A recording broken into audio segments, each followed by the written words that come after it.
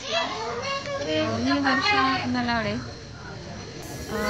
आधार बहुउद्देशीय संस्था पुणे आणि आपला नेत्र तपासणी शिबिर लोणंदमध्ये भैरवनाथ मित्रमंडळ गणेश मंडळांनी आपलं आयोजित केलेलं आहे।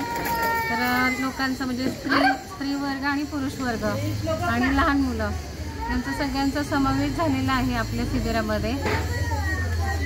कॅम्प्युटर नेत्र तपासणी आपण मोफत केलेली आहे।